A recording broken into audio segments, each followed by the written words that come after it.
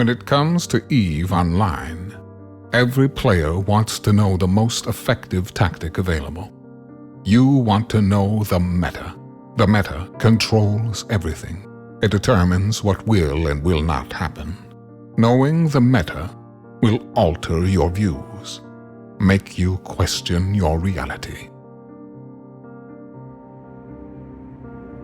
It might even make you laugh. And now, you're part of it. You're watching the Meta Show.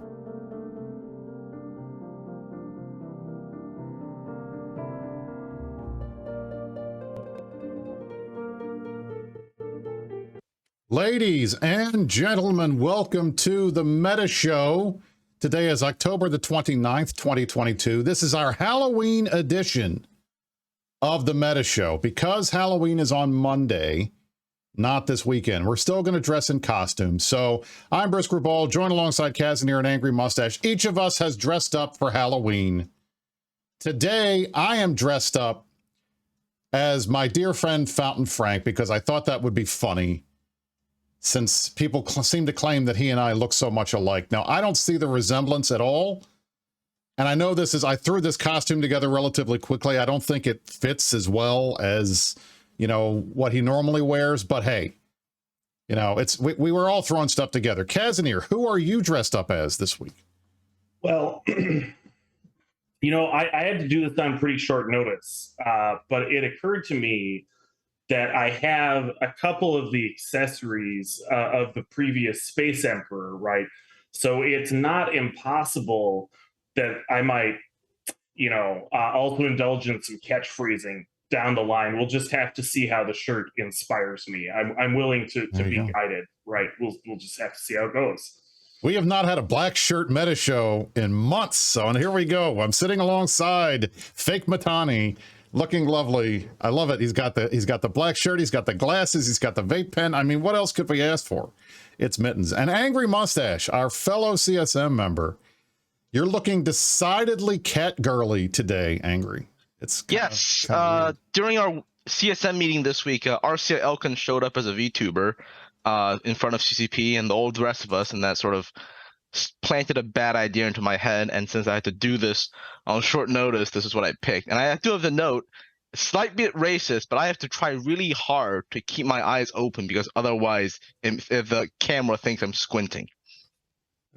I love the fact that the camera actually is like tracking your head movements and stuff. That's kind of cool. That's kind of cool. Yep. Nesky, I agree. We miss Mittens too. So anyway, this week, gentlemen, the title of this show, if you all recall, 2 weeks ago, we had a CSM show with Angry and Casimir. We ran out of time because we had so many different things to talk about. We were going over all of the announced changes that we had a few weeks ago. And then EVE Vegas happened. And let me just tell you guys, if you are a nullsec player, Christmas came in Halloween, came in October this year. The number of changes that were announced at EVE Vegas that are beneficial and good for those of us in nullsec that we've been screaming about for literally years, it's amazing how many things actually got done. And we're going to go over all of those today with you guys. And I have the benefit of having two people here, Angry and Kaz, who were both in EVE Vegas and who saw the announced changes go live. So we're going to talk about those changes. And then once we're done, we have a bunch of stuff that hit Singularity in the last 2 or 3 days that has caused some Sturm und Drang, some questions, some speculation. And we're going to get into all those details as well, because we want to go over what we know and what we don't know with you all so that you can keep a handle on all of these changes coming up. So without further ado, we're going to go to our top story. I'm going to press my button for our little top story or infographic. The EVE Vegas announcements and Christmas coming early.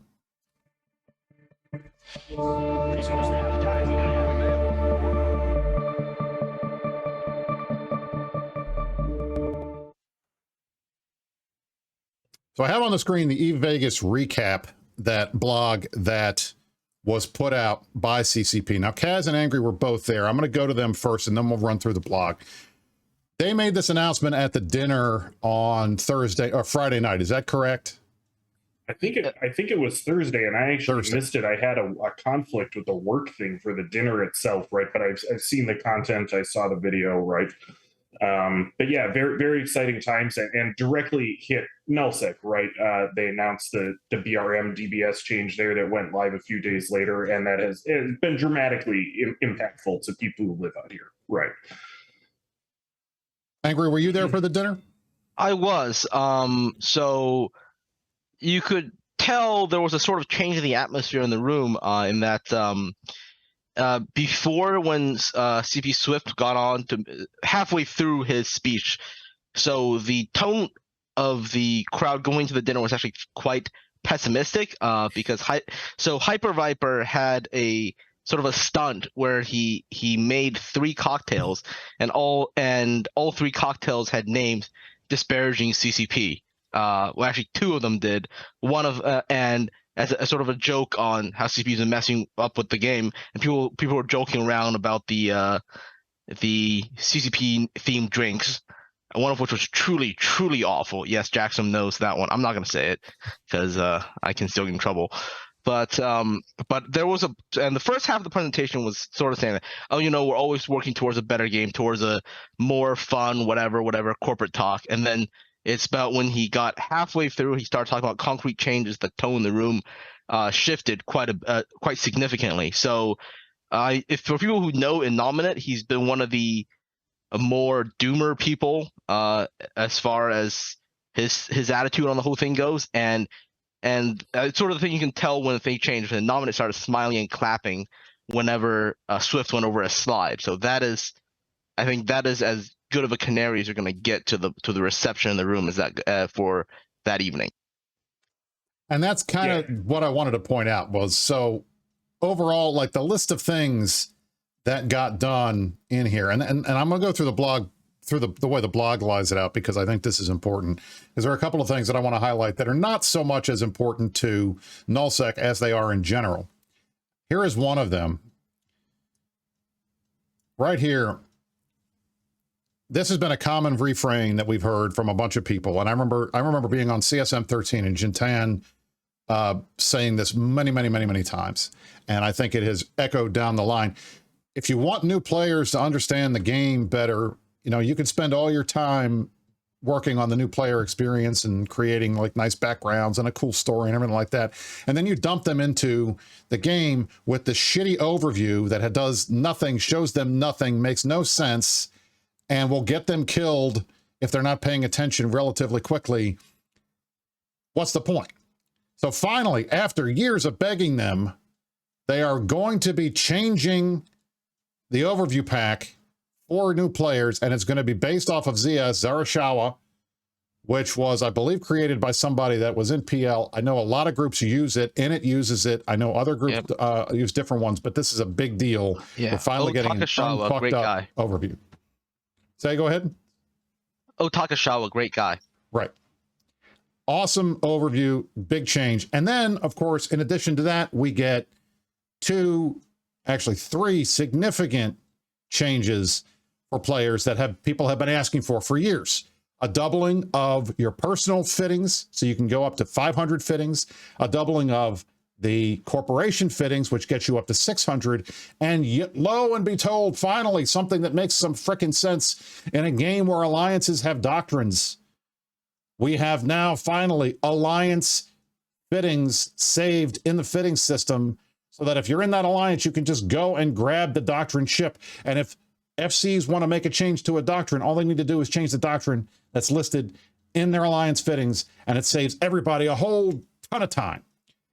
It's hard to... That's huge. It's sort of hard for me to process that the level of change that represents in just an ease of use, right? Because it's not a change in operational terms. Everyone does this, but no one has had the opportunity to use the game client to do it for probably the majority of their operations in nullsec in how long, right?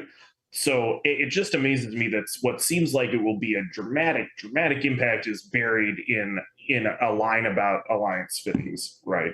So, and we haven't even gotten to the good stuff yet. I see Brisc getting ready with the pen here on screen, right? I have to write this out. The DBS changes. Fucking finally. And that was me being kind of like a little Fountain Frankie because that's the way he talks. But oh my goodness, finally, after 2 solid years of nullsec players saying, guys, you are not achieving your goal of getting alliances to move around. Nobody moves around because of ratting. All you're doing is penalizing people and making sure that they don't use the space that they already own. Or people are accepting the fact that they're ratting in systems that started out as like 30% of the standard bonuses. They have finally listened. Years of complaining. Merkelchen, Innominate, myself, others screaming at them, please fix this. This is one of my campaign items for this year. Set the DBS, set the dynamic bounty system and the bounty risk modifier in every system in nullsec at a minimum of 100, and then let PvP impact whether it goes up higher. So you're still getting people to play in areas that are risky because they get more bounties, but you're not penalizing folks for using their space, which was a big problem, and it was causing people to quit the game or not log in because you don't want to move your stuff. You're not changing the space you own. You're just not playing as much. This was a huge, big, massive, amazing, excellent, thank God it happened, change for nullsec. I know the rest of the game is probably saying, oh, look, the nullsec guys just got their money back. But the reality is, this was a massive bar to people logging in. Yeah, and it's, I mean, the way, I guess I can just use the lines, right? So the Merm Ratter is like the algae or the plankton of nullsec, right? And so for them to have done the DBS the way they did and really lowered the low end, right? The fact that the 50% is so harsh and that it affects the people who do not have the most ratting power, right? Really removed sort of the low end of nullsec ratting from being viable in the first place, right? The system had a lot of impact in terms of people would try and move a little bit, right? But ultimately, the bigger impact is that just fewer people would do it and the population is lower. And some of those people will go do other stuff, but other people just decide they can't figure out what else to do. And so they're gone. A lot of people went into wormholes, more into abyssals, right? So I'm hopeful, not only because I can see the tax number going up a little bit, but I'm hopeful that we'll see more of those people in space and that the plankton will be back where it should be in nullsec to an extent we're already seeing that. So let's hope. Now, the next thing that they announced, and I think, Mittens said this 10,000 times while he was doing the show, and I agree with him, and will always agree with him, at least in regards to this stuff. Can we get some new spaceships in the spaceship game? And they finally are doing it. So we knew from previous announcements that they were doing new Navy issue frigates, and we had a bunch of different frigates that were announced. There was a leak a CCP Aurora did that made it clear that they potentially were going to look at doing Navy destroyers, but we didn't have confirmation until Vegas that they were doing Navy destroyers. And now we know we're getting a Catalyst Navy issue, a Coercer Navy issue, a Cormorant Navy issue, and a Thrasher Fleet issue. Now, this is great because these are brand new ships, but not only are we getting these new ships that I think are great because, frankly, the Catalyst, the Cormorant, the Thrasher, maybe to a certain extent the Coercer, but the Catalyst, the Cormorant, and the Thrasher are some of the absolute most common, most economical, most hard-hitting destroyers in the game. They're almost as good as a Kikimora. But these are the types of ships that people are going to want to use, and if they add a little bit of bonuses to it, and there are the changes. You can look at the changes if you go on the site. You'll see what the differences are. I think each of these ships is going to be good in its own way, and it's going to be great. We're finally getting new ships. Now, they teased one additional line of new ships. Right here, you see this. Now, they didn't say what they were, but unless you have been playing EVE Online for 10 seconds, I think it's pretty clear what each of these ships is. Not Angel. Close to the line here, Brisc. I'm not. Listen, look at that. Come on. Look at it. Does look at that this. picture does look like Christmas to me. Look at this. Look, I mean, this one's a little tough because the ship is hideously ugly, so you're probably trying to close your eyes and not look at it. You're gonna have to end up editing this video. Just watch. I'm just saying, this is it. I mean, you can tell what this is. I hope you can tell what this is. All right. You can tell what this is. Asher, this is my Halloween costume. I'm dressed up as Fountain Frank for Halloween. It's very nice. I do believe that Frank will be here later in the show. So we will get, you guys have been asking for a Frank segment. So I've asked him to come on. He hasn't been on in a while, but I think he is coming for the show today. So anyway, we have a teaser of new shifts. Now we don't know for sure what these are. We'll find out what they are soon. They answered, there was a bunch of other stuff in here. Eve evolved a lot of the technical stuff and Photon UI. The one thing that they did mention, and then we're going to go back to the quality of life stuff because I think that's pretty important to go over too. One of the things I was surprised when they made the switch over to making Fountain UI opt out. Before it was opt in, now it's opt out. You can still opt out. You can still use the old UI for now. But I am amazed to hear, based on what they said at Vegas, that over 80% of active players are using Photon. That's pretty crazy considering that it's still in beta and there's still a lot of issues with it. Honestly, I'm not surprised, to be honest. I know there's been a lot of complaining, right? And I think that's great. I don't want to, if you have a complaint about the Photon UI, please file a bug report, keep complaining, because they are really listening, right? A lot of this is about technical debt. I happen to be someone who does this sort of UI stuff professionally, right? And I totally appreciate what they've been doing with this. They've been very, very engaged, both with the players and with us in the background, right? So I'm not honestly surprised. I haven't gone and turned it back off myself, right? So I'm really hopeful on that score, as a matter of fact. I mean, that's the thing. Like King is laughing. I didn't want it, but it got changed and was too lazy to revert back. I mean, that's what I think a lot of them are going to expect. And frankly, the fact that only 20% of people actively went and turned it back, I think is a pretty good sign. I think before that, they said 20% of folks were already actively using it. So then they added another 60% of people who either like it or don't care enough to change it back. That's a good sign. We're getting there. Now, eventually they're going to, you know how they do it. Eventually they're going to make this UI mandatory for everybody. But in the short term, and I always ask for this, and you guys know this, every time they put something new that it touches the UI, I'm always saying give veterans an opt-out. I would love it if they would leave the opt-out in for as long as they can. At some point, I think they're going to be adding stuff to the UI and making changes that they're going to have to take it away because they want it to be uniform. A lot of people have asked me, Brisc, why are they making these changes? And Angry and Kaz can back me up on this. When we have our conversations with the UI team and they talk about all the changes, and they've said this publicly, so I'm not leaking any NDA material. The reality is Eve has so many different screens, so many different things that have been added over the last 20 years that they're just layering new thing over new thing over new thing. Nothing is uniform. And they've got 70 some different font styles and sizes and changes and stuff like that. That's all in there that none of it makes any sense and it's not uniform. So part of the point of the UI changes is to unify everything so that it all looks the same. Everything looks like this game was made at the same time, not a game that's 20 years old with a bunch of new stuff layered on top of it with things that were designed with 2003 UI principles and 2022 UI principles. Now, yes, to some of us, we like the 2003 stuff because 2002 looks like, mobile game bullshit, right? And it looks, and we're old. We are old. So, but at the same time, new players coming in want something that looks like it was made during their lifetime. And that's the kind of thing that I think they're trying to do. And it makes sense to me. But I like the Photon UI. I turned it on originally and have been working with them on stuff that I don't like, which makes me happy. Yeah, and I want to say I've talked to. I mean, I have not been engaged with as much bug reporting as I wish, just due to circumstance. But I've been observing what's going on. They're very engaged with these topics.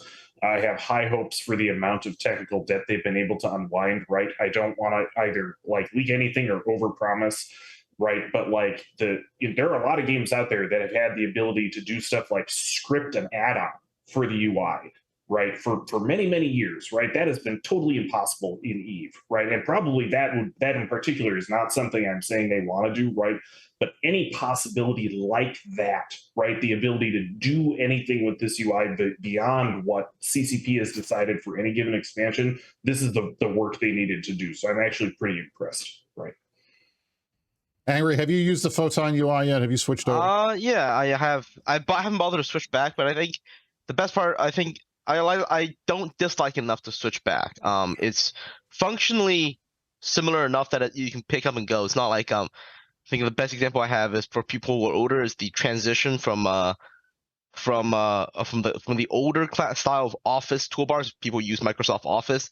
In 2012, they went to the ribbon header, and so many people were so mad about that when that I did hate that. I hated that. But this is not as bad as that. This is not as bad as that, but I think they've developed the ribbon to a place where right now you wouldn't go back to use, Office 2000 stripes things. Like, yeah, some people hate ribbon and will hate it for life, but like, I think it actually it works good enough, and it's for people who didn't grow up on Office 2000. Ribbon is actually probably better.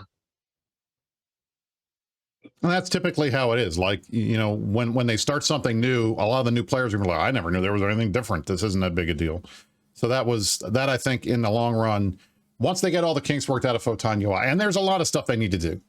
The goal is they're supposed to be able to do other things with it that they can't do right now that people have been asking for. So I'm looking forward to and hoping that we will start seeing some other things that are really going to make people, it's not just a changing the skin, but actually giving us more capabilities that we didn't have before that Photon is going to enable, which I'm looking forward to. So I remember it was a huge deal when Carbon UI came out and everybody was complaining, oh, where did all my pictures go? And why is it, this is all goofy looking and it's just like, it's all one color. And why is this?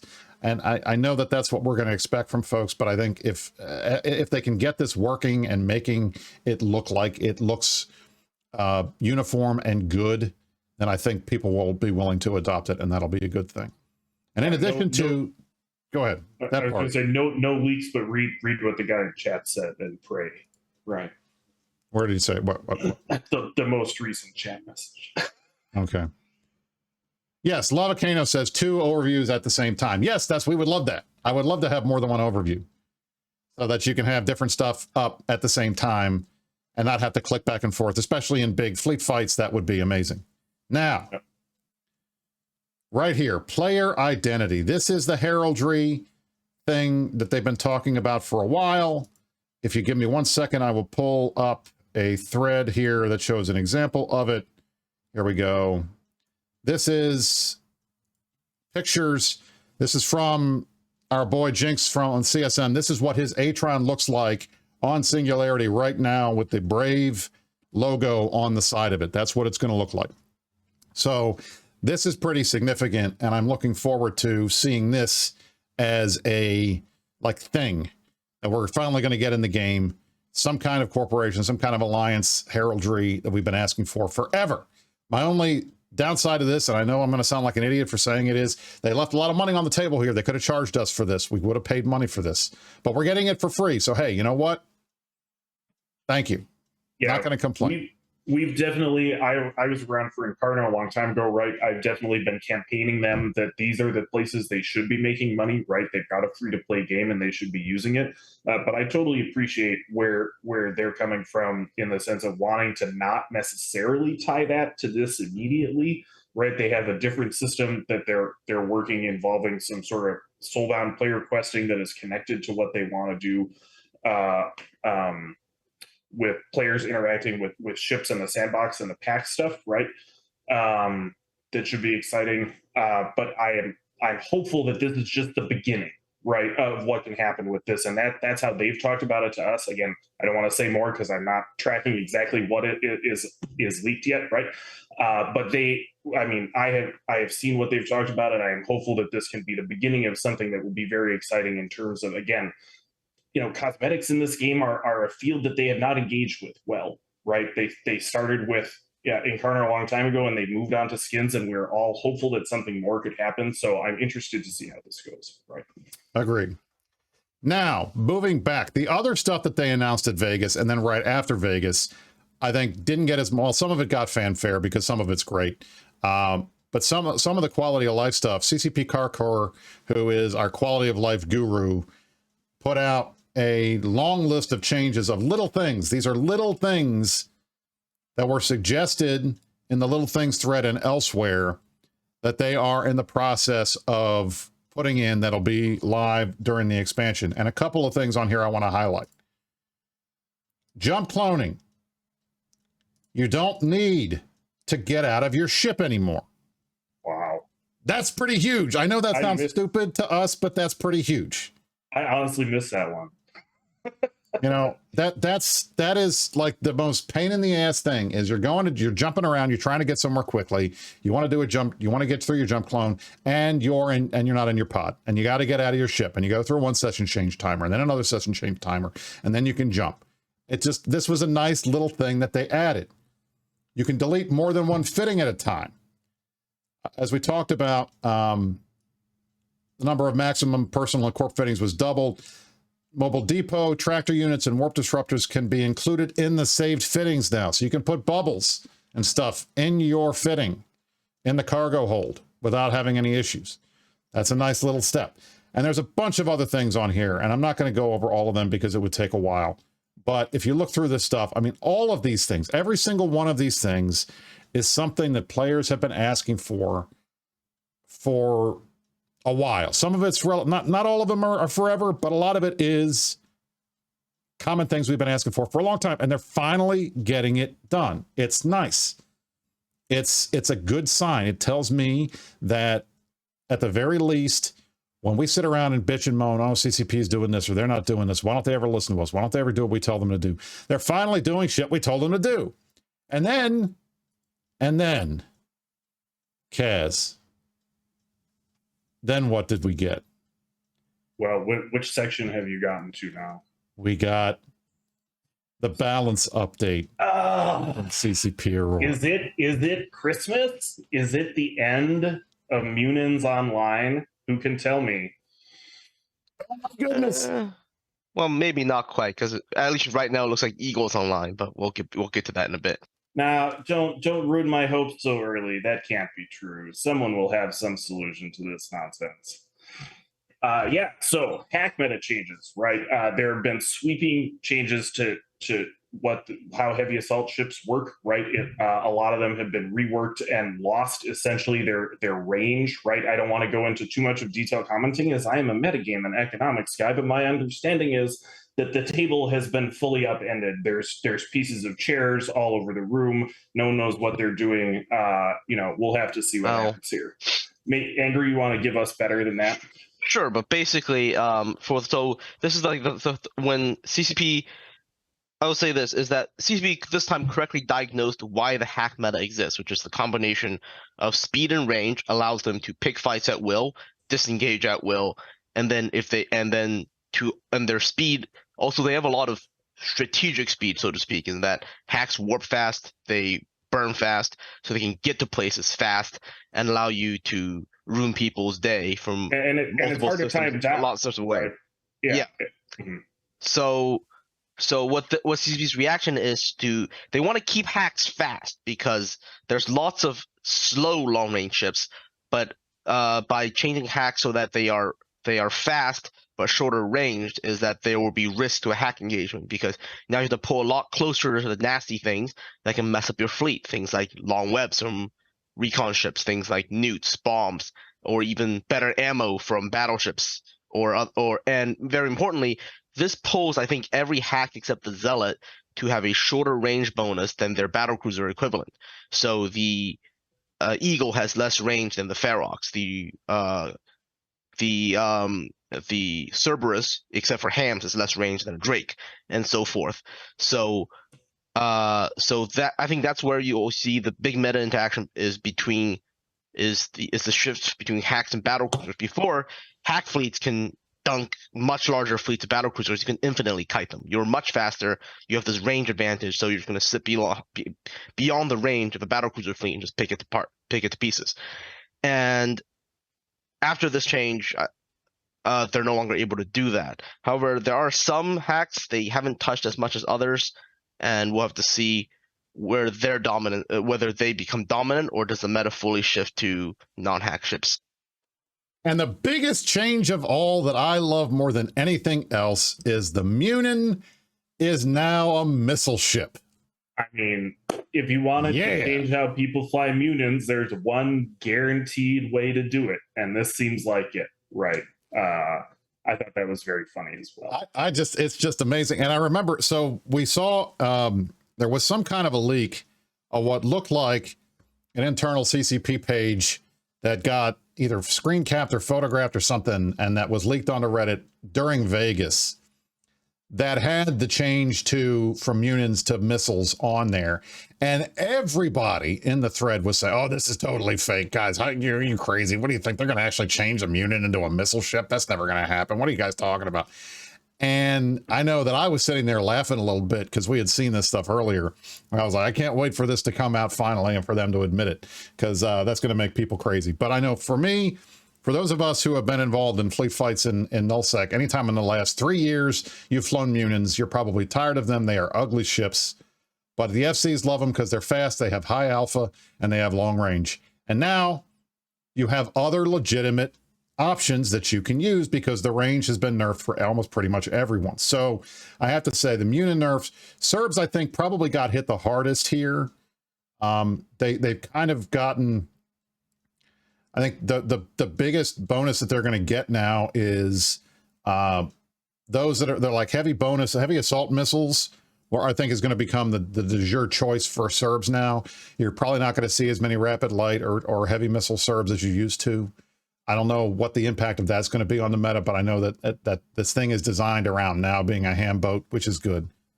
I think every other ship, except for the Zealot, the Vagabond was buffed a little bit, which was nice. The Ishtar, not really that big of a deal. It just got the nerf. It just got the nerf on the range. Everything else, I mean, seems pretty much to be about the same. The Deimos, the Ishtar, and the Zealot had the fewest nerfs. They only had changes that were basically range stuff. That was it. But that's enough. I mean, that's enough to drop down, you know, a lot of these ships and change. It's going to fundamentally change the meta. Now, here's the question. Now, this is something that I think, I don't know if they've made an announcement about, but if you're an Alliance tournament team captain, these changes are probably going to be going live soon, I would think. Because they made the announcement and it's this detailed and we've seen stuff on CC.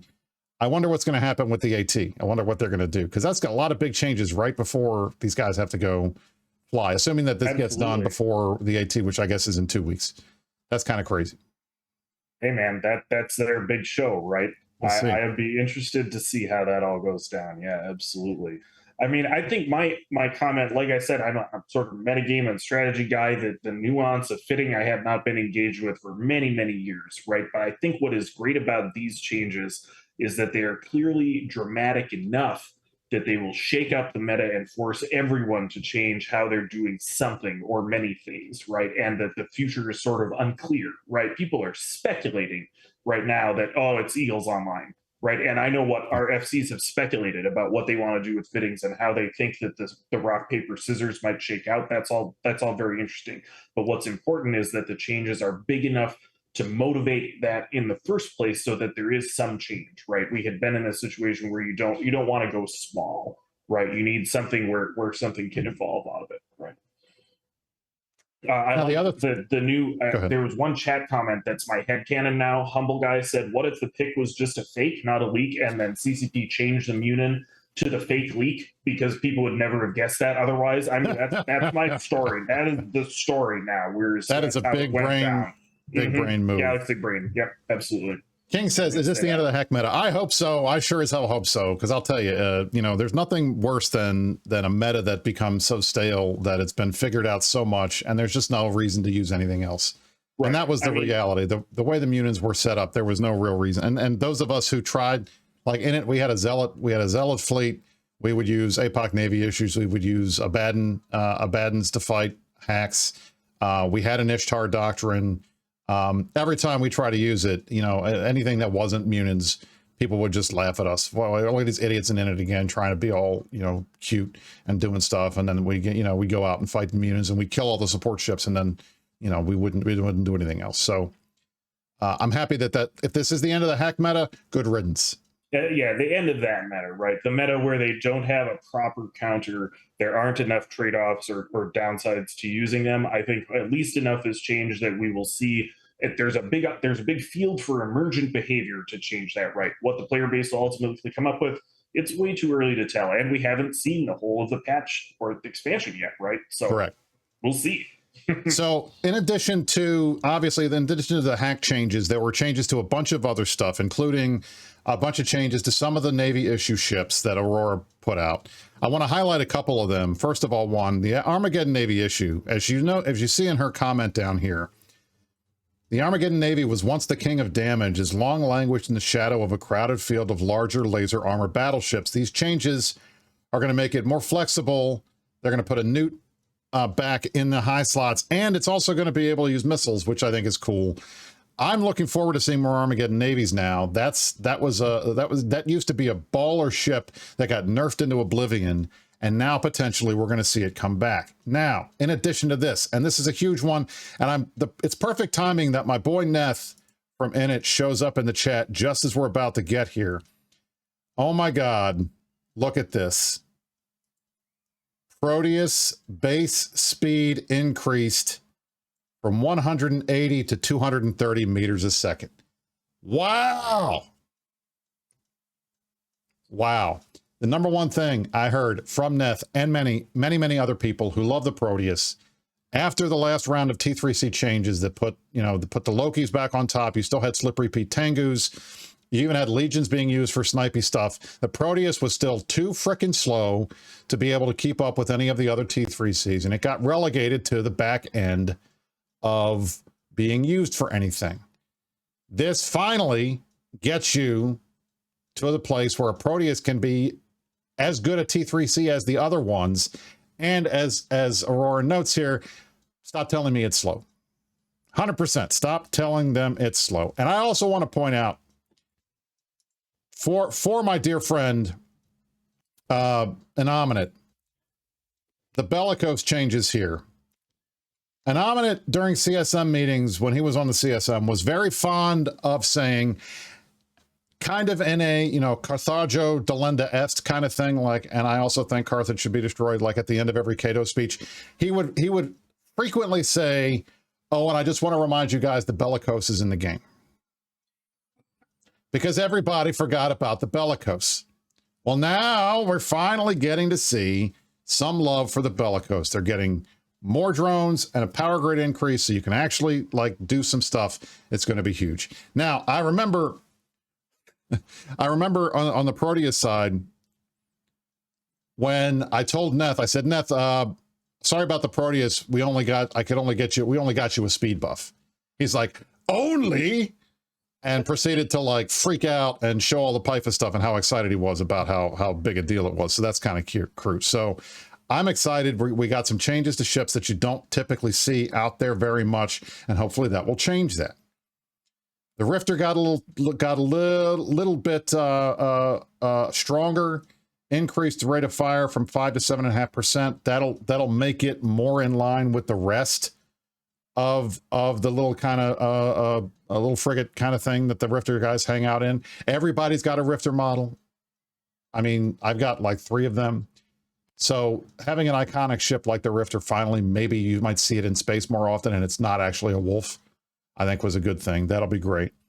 And then we got through all the hack stuff. So these were balance changes announced. I know that we've asked for other balance changes. It doesn't mean that this is the only stuff we're going to get, but these were the changes that were announced at Vegas. And then, of course, we got the front lines going live. The bulk of this expansion is on CC right now and can be tested. And I know we've seen some folks out there streaming it.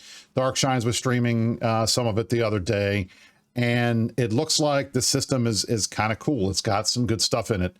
And to those people who keep saying this expansion is just for faction warfare, it's not a big deal, it's not going to impact anything that has anything to do with me, I think what we have seen in the run-up to the expansion launching sometime between now and the end of the year, we're seeing a bunch of stuff that everybody's asked for that impacts all different areas of space that potentially will get people back in the game before the expansion hits, so that when the expansion hits, not only are they already playing, but they'll have something new to do. That's what I think they're doing. Kaz, what do you think they're doing? Why they're doing all this stuff? I mean, the frontline stuff is really interesting. What they want is a way to have what players do affect space, right? But right now, what players do affects space through something you anchor, a site that you are running, right? And then some interaction with what other players have happening. What they want is for multiple player actions to be able to influence a system that then changes the way the system behaves, right? And they have laid that out on a map in a way that it has the border control matter, right? That has which system is next door to which system now matters. It affects which content spawns there. It affects which content is available in the enemy system and what the impact is when you do different sites, right? So there's a lot of other stuff in there, but what's interesting is their attempt to make a new map control game, right? That is not always how EVE has worked, right? There wasn't ever a formal map control system. It was about, who has the most towers in the system, or who controls the iHub, right? Who manages to blow up the iHub. Lately, it has been about citadels and Aegis sovereignty, right? So this is another attempt. They're starting with it in LowSec, and it's going to be interesting to see how these mechanics play out, if that makes sense. I don't want to say a lot more than that or overcommit anyone, right? Because they have not expressed that they are committed to us. I don't think that's really a leap, right? I think that that's good, right? That this is not, they're not saying we want to take this and extend it all the way to the rest of you necessarily. There's an element of experimentation involved, which I think is excellent. But it is really interesting to see a new map control game and how that is going to play out, right? And I think, frankly, if this map control game works and is fun for faction warfare, then I would love to see them potentially look at this as a way to change the SOV system in nullsec. I think that would be great. Yeah, of course. If it works well, right? I mean, it has been a long time since sovereignty was changed, right? So I think it is good that they're willing to try these sort of things. As far as which mechanics are good, well, I was around for a lot of discussions about bad and good SOV systems a long time ago, and then what happened ended up also not being good. So I sort of am gun shy, but that I could not be happier to have them, I guess, sort of guinea pigging with the LowSec guys, so to speak. Again, we'll see how it goes. I certainly will be signing up for a militia on an alt that no one knows, right? Exactly. Anything else? We're going to transition off of this, but I want to give you a chance to get in here. Yeah, so the other thing is also the bonuses the system they have for faction warfare is a lot more customizable than what's available for null, which basically boils down to field blocks for structures and solve structures. And years and years ago, CCP talked about letting solve alliances do things to their space to make it more suitable as they see fit. And if this works, this also could be used to make null different system by system. Yep, absolutely. Exactly.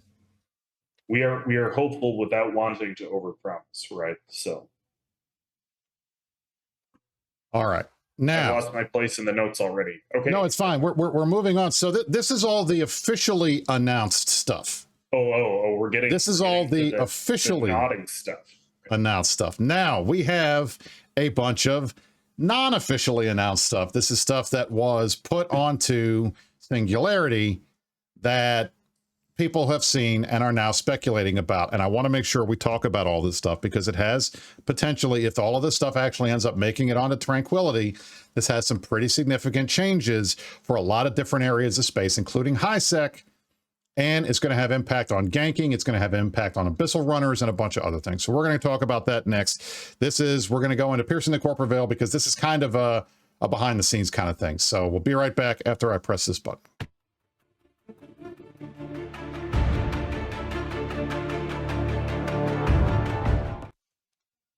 Now, if you guys have not seen, this is what I have on the screen right now is Hobo Leaks. For those of you who are not aware, who maybe have not seen this, what Hobo Leaks does is Hobo Leaks is a website that compares Singularity versions and Tranquility to Singularity and sees where the differences are and how they've changed. We've lost Angry Mustache. Now we have Oh, two no. Kazaniers. So Oh, you're wow. spread across the screen now. We'll wait for him to come How back. exciting. That's very exciting. Really? So why can't I see this on my? Oh, I see. That is very funny. Okay, isn't that cool? Like we've got, okay. it's like your microphone is its own guest on the show. That's kind of exciting. Right. Hold on. I can help here. Yeah. There you go. All right. Now it's a microphone and a cup. Yeah. There you go. So what this is a screen. And one of the things that we've seen, this is a new item, new entries. These are two of the things that I think nobody is going to complain about. These are good things. Okay. The first is a new skill, Elite Infomorph Psychology. What does that allow? An additional jump clone per level. They're giving us more jump clones, people. Hopefully. Thank you. Heck yeah. You know, anytime I feel like anytime they can add a skill at this point that takes an advance to an elite for a smaller bonus for a much higher training rank, it's probably about time. I read that was a rank 12 skill, so it trains approximately like a carrier. I think that's appropriate, right? I think that's fair, and I don't think anybody that is in nullsec that has used up all 10 of their jump clone slots is going to hesitate 1 second to start training this thing instantly. It is humongous. Yeah. This is a massive change, a great change that we absolutely need. In addition to that, advanced contracting. This allows you to have more personal contracts to take it up to 41. That's also a big change that people have been asking for, more contract slots. It was previously 17 for personal or something, right? Still for all these years, I think was the max. That's it. So this right here alone, these things are two huge, crazy, great, amazing, awesome changes. Why not more? King will ask for more, but hey, you know what? When they double the amount that you can get, that's not bad. Or at least give you 50% more, that's not bad. I'll take it. We'll get there. So it's 21 now. The maximum now with training this advanced contracting up to 5 will get you 41. That's almost double. That's pretty solid. And in another 5 jump clones, I'll take 5 more jump clones 100% because I use them to drop, to move around different areas of space quickly. But in addition to that, I also use them for all of my different implant sets so that I can use different implant sets and have them lying around in case I want to do that. What's that mean? That means I undock those more often and they're bigger kill mails when inevitably I hop into the wrong ship and get blown up in my Titan pod, which has happened more times than I care to admit on this stream. Oh. All right, next up. This is a big change for the Abyssal runners. Now, it's hard to see here, but one of the guys on Reddit made an very easy way to view it, and I'll highlight this for you. So essentially, what it looks like they have done is they are now limiting the tier level of ships, or pardon me, the tier level of filaments that you can use in different areas of space. For example, they are restricting 0 through tier 3 filaments cannot be used in a 1.0 or 0.9 system anymore. They're not letting you activate any kind of filament in a 1.0 or 0.9 system. That's a big deal because the vast majority of high-sec runners were dropping their filaments in JITA. Why were they doing that? Well, one, there's no suspect tag, so you'd have to be ganked if you were able to do that. In a 1.0 or a 9.0 system, the Concord response times are higher than anywhere else, and you can't drop any deployables to help make it harder for people to cloak up and warp off when you are getting out. So people were running essentially some of the hardest abyssals in the game, in the safest systems in EVE. In addition, they were doing it in the main trading hub. So as soon as they get their loot, they can go and drop it off, sell it, and not have to take the risk of getting ganked or losing it somehow, either in an abyssal site or by PvP somehow. So this is a huge change, and I think it's a great change because I think it became too easy to make too much money in absolute safety in high sec by running these high tier abyssals. Yeah. This forces people to move. There ended up being no variation in it, right? And that really is something that they want to get away from. In the exact same sort of analog to the hack changes where you want a real shakeup because things have gotten stagnant, right? That was a level of what they observed with abyssals, right?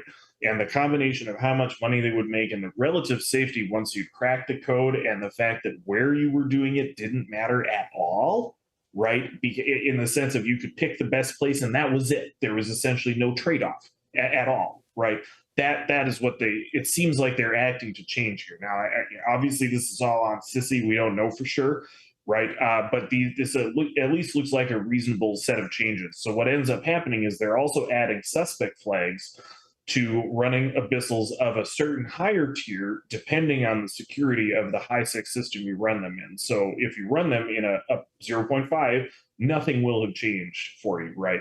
But if you run the highest tier one in a higher security system, you'll get a suspect flag. If you run the second highest tier one in a 0.7 or 0.8 system, you'll get a suspect flag for that, right? Angry's back, heck yeah. We're He's talking back. abyssals. I got to move him around though. Yeah. So no, that's okay. He can be co-host. I really am sort of hopeful for this. It's not by any means a panacea, but just the fact that this is going to take all the many abyssal runners and bring them out into the rest of HiSec in a variety of configurations, it's at least interesting enough to see how it goes, right? And I view this as sort of a necessary change to, at any point in the future, buffing abyssals, right? They were in a state previously where they were good enough that they were setting a floor that made other content not worthwhile, right?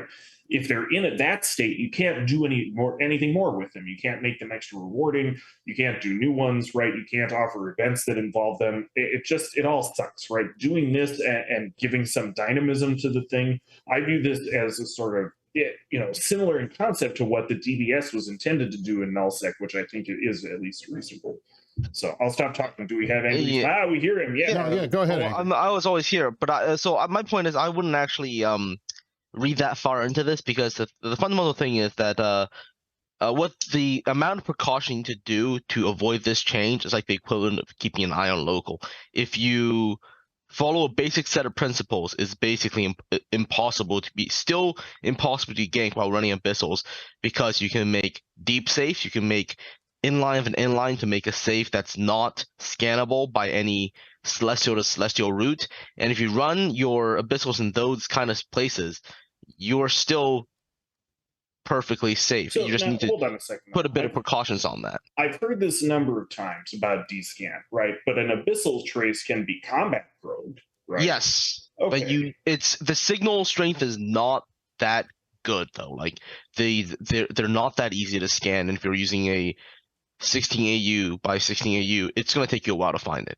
Okay. Also, remember the other thing is, when you're in abyssal, you're not in local, so the only indication you have of a guy is actually chaining abyssals in the system is that you catch him on the couple seconds that he's out and before he pops back in.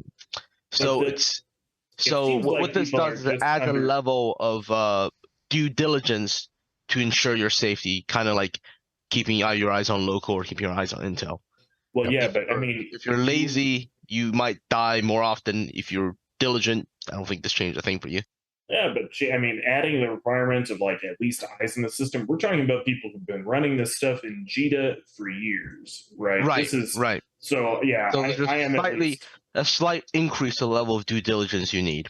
Yeah, I don't know. I grew up on combat probing for looking for stuff to some extent, right? Core scanner probes weren't always it, but maybe that's a case that it should be easier to find the traces with a combat probe, right? If people just rely on descan because the signature strength is not tuned correctly for the hunter, that's something that we could ask them to look at. As a matter of fact, I think that sounds like a good idea. Now, in addition to this change, and obviously, and Casimir noted, they're bringing the suspect tag back for HiSec.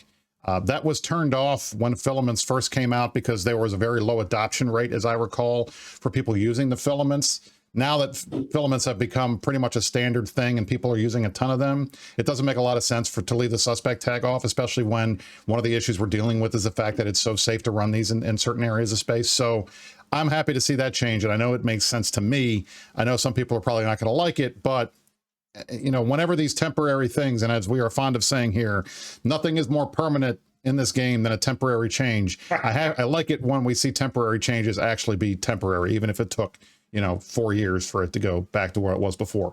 Next up, Alpha Catalyst ganking is gone. This looks like what it looks like now is alpha clones will be prevented from disabling safety in high security space and are unable to perform criminal actions.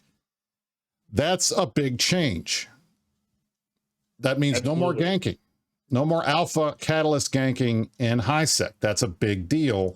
I think for a lot of people, this was a big concern. I think for a lot of people that they were always worried that, you know, these gankers and their friends could create hordes of these alpha accounts. They can't log them in all at the same time, but if you get 10 of your ganker friends and you all have throwaway alpha accounts that you can use until they're -10 and then delete them and start over, you can run around and kill as much stuff as you want. And now that's not going to be possible anymore. Either you're going to have a war deck to be able to shoot a green with a green thing as an alpha, or you're not going to be able to do it at all in high sec. That's a pretty significant change. Yeah, absolutely. So it's worth, I'll answer a couple of questions in chat about like our high sec corporation, alt corporation with a bad joke name that we have. This doesn't really affect stuff like that. This is only about being able to set safety red or gank people, right? You can still participate in other combat in high sec if you have, this will prevent our high sec people from dumbly turning their safety to red and dying to stupid things they should not, as a matter of fact, right, if you're using alphas. So we're hopeful that this is not that impactful on the way people actually play this game and is mostly acting to prevent a potential abuse thanks to the other stuff. Exactly. I have to excuse myself for 1 second, but I'm going to leave the camera on to not screw you up. Thank you. And then I will go on to the next thing, and then I think Frank is going to be coming and yelling at me because we want to get out of here, so that because I know Mustache has a time limit too. So the next up, this is a big deal, and I think this has become an issue of debate because people aren't sure what exactly this means given the language.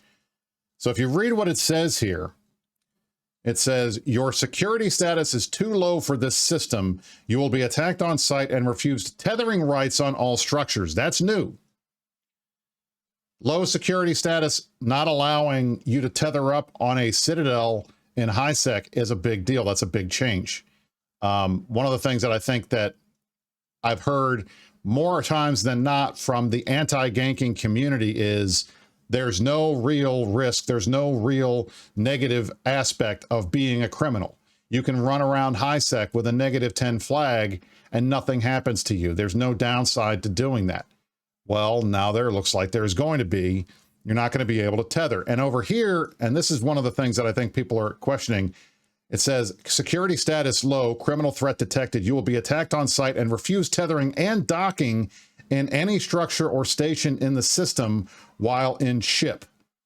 Now, what I take that to mean is if your security status is low enough, depending on the system, and the rules are, I mean, right now you've got different rules, like if you're in a 1.0 system, if your sec status is below a -2, then your FACPO's coming after you. And I've gotten killed by that because I was stupid and didn't realize it. By the time I think -5 or below in a 5 system will get you FACPO'd. Anything below that will get you FACPO'd anywhere else. But what this says to me is not only can you not tether, but you're not going to be able to dock anywhere, including any system in high sec, depending on how low it is, how low your security status is. If you're in a ship, you can dock in a pod, but you can't in a ship. Now, other people have told me, Brisc, you're a moron. Look what it says to the right. It says Crime Watch criminal status. This means the criminal timer. I don't think it means the criminal timer, guys. I don't see anything there that says anything about criminal timer. I know it says Crime Watch and criminal status, but I think people are highlighting criminal instead of thinking about this. What I think they really mean here is outlaw. Yeah, that's right. And that's been our understanding, right? Is that specifically the docking thing is about outlaw, which means -5 and below. That's already the status where you are automatically suspect flagged in high sec and anybody can shoot you without being concorded, right? So essentially that change is about blocking docking if you're already in a ship. And then the other change is essentially using what looks like the exact same numbers as the faction police, right? And saying if the faction police is coming after you in any given system, that means you will be unable to tether on a Citadel in that system, right? So how this shakes out, right. I don't necessarily want to predict. Obviously, this feels, it does feel a little heavy with regard to... It seems pretty heavy-handed to me, not going to lie. It feels that way when you add it all up. At the same time, it's not the, some of the complainers are not incorrect. There are a lot of ways right now for outlaws to operate in high sec essentially as if nothing is wrong, right? And that reflects that the game design is bad right there. If the whole security status system is just meaningless, that's not good, right? So I appreciate what they're trying to do.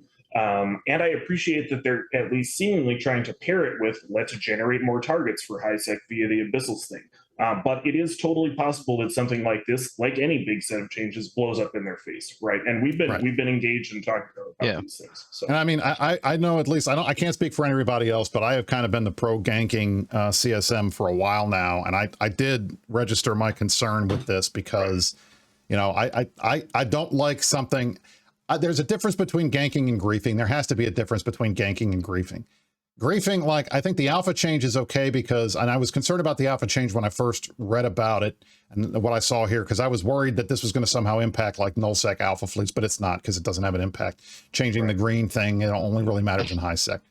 But what I'm concerned about with the ganking changes is that this adds another nerf to legitimate ganking that has already been nerfed a bunch of times. And I don't really know what the benefit of this is really going to be. I mean, yes, to a certain extent, the anti-gankers are happy because, hey, there's going to be more consequences to being -10. But the gankers are making enough money, they can just go to Jan and pay to get their security status back after a night of ganking. It's not that big a deal. Now, what I am concerned about, and I was talking to Joe Painter about this, is I don't know if the current drop rates for soldier tags is going to be enough to like meet the needs of the entire community, not just the gankers, but anybody. And you're in low sec and you're potting people, you're getting negative impacts all the time. It's going to have an impact on low sec pirates. It's going to have an impact on a lot of things. And maybe you might not be a ganker in high sec at all, but you may still have a -10 security status because you're killing people in low sec all the time. That's going to have an impact on low sec pirates too. So I feel like what they need to do is take a look at this, and I'm hoping that maybe we can get them to make some adjustments, because this seems really, really heavy-handed to me if this goes through the way that they're talking about it going through. It's sort of by what I'm talking about, what I mean, like here. Right. The overall, what they're doing is making security status potentially a lot more relevant to a larger slice of the player base as it was originally intended. But what that does is it's going to multiply demand by an unpredictable amount, right? It just is a factor of who knows. And that means that the existing supply side is just going to be crushed. So as soon as we saw this, we were trying to tell them, look, we can this is an opportunity to either rework how people get security status back, right, entirely, totally juice the clone soldier stuff that is currently in use. There are many options, right, and they should avail themselves of it, because otherwise, and that's the risk with this sort of thing. So we've clearly identified that, and they're not ignoring us, right? So I'm not, I was deeply involved in ganking a long time ago. I helped set up the original ICE interdiction and have paid attention to these issues. We don't want, and I don't think there is a faction that is out to nerf ganking into the ground. It's not like that within CCP. So we continue to talk to them. It sounds like in discussion that the thing people are most concerned about is the tether change, right? Because various other mechanics have sort of been tuned around the availability of tether, even within high sec. So we'll keep talking about that, and we'll see how these things go. So feedback is always very welcome. The only concern I have is that the thing is, EVE is always a game about risk versus reward. When you drop the risk of activities in a sector of space like this by discouraging people from being aggressive, is that you hold the chance of making that space so attractive it sucks people out of space where anyone can shoot anyone, which is to say anyone outside of high sec. So we'll see how this goes, but if there's so many people that end up running blink ships to incursions because they think they're not, or they know they're not going to get ganked, then that might cause an issue that would ripple through the rest of EVE. So we'll see about that. Yeah, and the ideal, I guess CCP's, like Brisc was alluding to, one of CCP's primary concerns is that there's too much of what they would call griefing, where there's ganks that are mostly just for content and it's not actually worthwhile in game in any way to gank the person, right? They're sort of a newbie. Gank is never paying for itself. And I appreciate where that's coming from. The ideal for them, I think, would be that the frequency of that decreases, but in turn, people feel safer than they currently do in high sec, and in return will feel larger stuff that is worthwhile to gank. And CCP does not want to prevent that from happening by any means. The goal is for there to be more combat, but for there to be less degeneracy of the mechanics around it. Same as with the abyssal change in 0.9 and 1.0, right? There you go. All right. Again, all of this stuff is based on speculation that we've seen from Hobo Leaks. People are still having conversations about it. It's not official. We haven't seen any announcements from CCP about there's what more it is stuff and what's that's going not on. There's more that's not on CC yet. We can at least that's not a leak to say, right? No, I mean we've seen other stuff too that they're working on, obviously. But I mean, all of this stuff is still subject to change. And I remind everybody, just because it's on CC does not mean it's going to end up on TQ. So keep that in mind. And I think there's still chances for us to influence this. If you agree with me and Kaz and Angry that this change, at least on the ganking side, might be a little too harsh, I encourage you to let CCP know in the way that you guys traditionally do. All right, now. I think it's that time. Frank is champing at the bit outside my office. He wants to get in here. So I think it's time for us to do our Imperium update and welcome our dear friend Fountain Frank, who has not been on the stream in quite a long time, to the show. So we're going to go do that right now. Yeah. We'll see you in a second.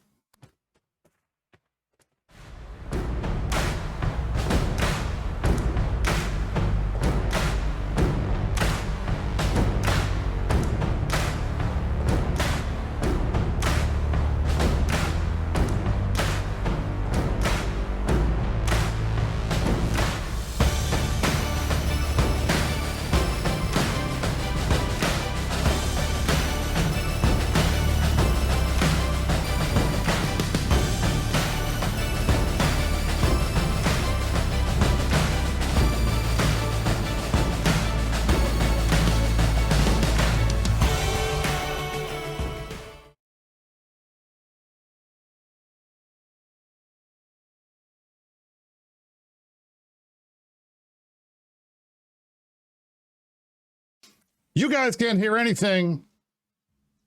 Holy shit, look, it's Brisc Rubal. It's that guy with the suit on. Look at him. Hi, guys, I'm Fountain Frank. I'm dressed as Brisc today because I thought that would be funny so you guys can see how goofy he looks every fucking week Frank, when he's wearing a suit and stuff. You can't hear you, Frank. They can hear you now. Can you guys hear us now? You should be able to hear us now.